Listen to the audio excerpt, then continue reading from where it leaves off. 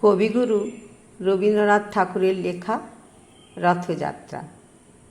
রথযাত্রার দিন কাছে, তাই রানী রাজাকে বললে, চলো রথ দেখতে যাই। রাজা বললে, আচ্ছা। ঘোড়াশাল থেকে ঘোড়া বেরোলো, হাতিশাল থেকে হাতি।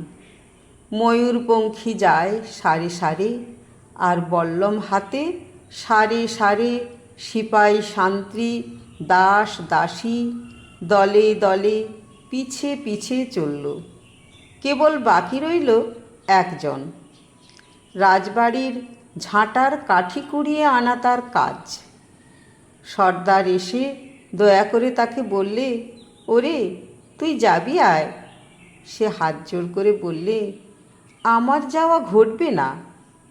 রাজার কানে কথা উঠল, সবাই সঙ্গে যায়, কেবল সেই দুঃখীটা যায় না। রাজা দয়া করে মন্ত্রীকে বললে, ওকেও ডেকে নিও। রাস্তার ধারে তার বাড়ি। হাতি যখন সেইখানে পৌঁছল, মন্ত্রী তাকে ডেকে বললে, ওরে দুঃখী, ঠাকুর দেখবি চল। সে হাত জোড় করে বলল, কত চলবো? ঠাকুরের দুয়ার পর্যন্ত পৌঁছই এমন সাধ্য কি আমার আছে? মন্ত্রী বললে, ভয় কি রে তোর? রাজার সঙ্গে চলবি? সে বললে, সর্বনাশ, রাজার পথ কি আমার পথ? মন্ত্রী বললে, তবে তোর উপায়? তোর ভাগ্যে কি রথযাত্রা দেখা ঘটবে না? সে বললে, ঘটবে বই কি, ঠাকুর তো রথে করেই আমার দুয়ারে আসেন।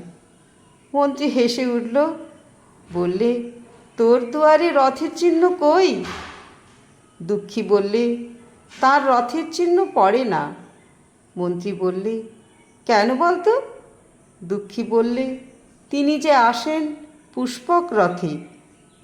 মন্ত্রী বললে, কই রে সেই রথ?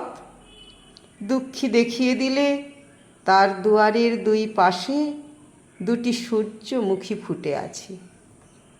ধন্যবাদ।